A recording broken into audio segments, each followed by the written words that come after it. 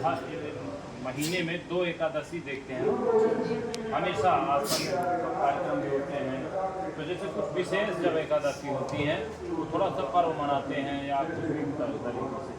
पर एकादशी का व्रत ज़्यादा से ज़्यादा लोगों को गांव में, घरों में, सभी जगह देखा गया कि नहीं देखा गया? देखा है सब लोगों ने, है ना? कुछ लोग रहते हैं जैसे जन्माष्टमी का व्रत रहते हैं, ठीक इसी प्रकार से एकादशी भगवान विष्णु की जो है तिथि है, और उसमें ज़्यादातर लोग मतलब इनके नाम से रहते हैं। ठीक है, नारायण की उपासना के लिए एकादशी व्रत बहुत अच्छा माना जाता। जिसकी मनोकामना नहीं पूर्ण हो रही, परेशान है, और मतलब कई तरुण के क्षेत्रों से अच्छी जीवन को परिपूर्णता करने का काम जो है एकादशी व्रत जो है बहुत महत्वपूर्ण है। ठीक है, इसमें भोजन में जो निषेध है मुख्य रूप से वो क्या नहीं खाना है? चावल। क्या नहीं खाया जाता? चावल नहीं खाना चाहिए। एकादशी में चावल के लिए पूर्ण रूप से निषेध बताया गया है। तो आज तारीख क्या है? 29 तारीख 8वां महीना 2024। 29 यानी कि जो तारीख पड़ी वो आज एकादशी है, जिस एकादशी का नाम है आजा एकादशी। क्या नाम है? आजा एकादशी के नाम से हम सब जानते हैं। अब हम इसको जैसे कभी जानना है हमें, क्योंकि पंचांग में देखते हैं तो एक हमारे विचार आता है कि इसकी कथा क्या होगी, महिमा क्या हो सकती है, क्यों करना चाहिए, इसमें क्या फलहार लिया जाता है, बहुत सारे विचार होते हैं मन में। आगे चल के जो उम्र होगी, कहीं न कहीं व्रत करने की इच्छा हो, तो व्रत करने के लिए आप लोग आचार्य बनेंगे, तो वहाँ आपसे पूछा भी जा सकता है। क्यों पूछा जा सकता है कि नहीं पूछा जा सकता? जब आप पुरोहित हैं, पूरा हर हितम करोति है इति पुरोहित, आपका धर्म है यजमान का कल्याण का।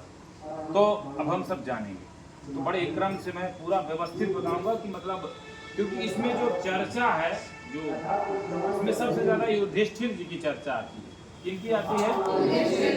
हाँ, तो आजा एकादशी भाद्र कृष्ण पक्ष में कुंती पुत्र युधिष्ठिर बोले, हे जनार्दन। किसको कह रहे हैं जनार्दन?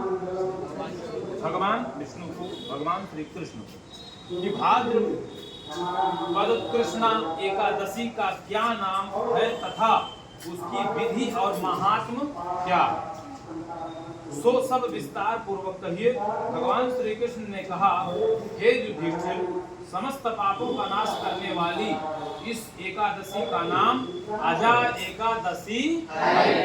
इसके व्रत के पुण्य प्रभाव से मनुष्य को सांसारिक पापों से मुक्ति मिल जाती है। जो मनुष्य इस दिन भगवान ऋषिकेश का पूजन करता है उसको वैकुंठ धाम की प्राप्ति होती है। अब मैं इसकी पुनीत कथा कहूंगा, सो ध्यान पूर्वक सुनिए। ठीक है, तो कथा है कि सतयुग में सूर्य वंश में हरिश्चंद्र नाम की एक सत्यवादी राजा राज्य करते थे। एक बार उन्होंने महर्षि विश्वामित्र को अपना संपूर्ण राज्य दान कर दिया और दक्षिणा चुकाने के लिए अपनी स्त्री, पुत्र तथा स्वयं को भी बेच दिया। वह चांडाल का दास बनकर सत्य को धारण करते हुए मृतकों का वस्त्र ग्रहण करते रहे, मगर किसी प्रकार भी सत्य से विचलित नहीं हुए। इस प्रकार राजा को कई वर्ष बीत गए तो उन्हें अपने इस नीच कर्म पर बड़ा दुख हुआ और वह इससे मुक्त होने का उपाय सोचने लगे कि मैं क्या करूं। एक दिन राजा इसी चिंता में बैठे हुए थे कि गौतम ऋषि आ गए। राजा ने उनको देखकर प्रणाम किया और अपनी सब दुखी भरी गाथा सुनाई।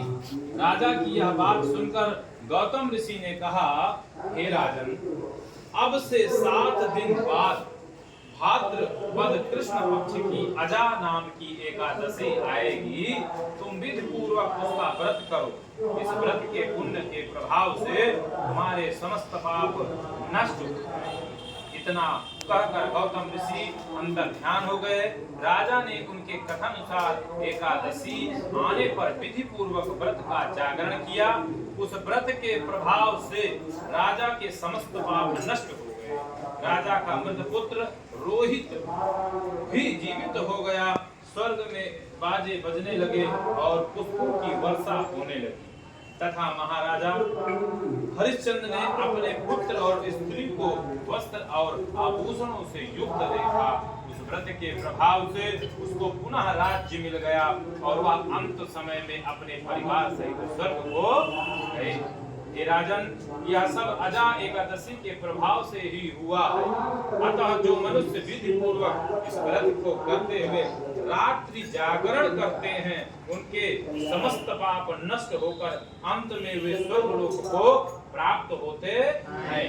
इस एकादशी की कथा के श्रवण मात्र से अश्वमेध यज्ञ का फल प्राप्त होता है। अश्वमेध यज्ञ के फल प्राप्त होते हैं।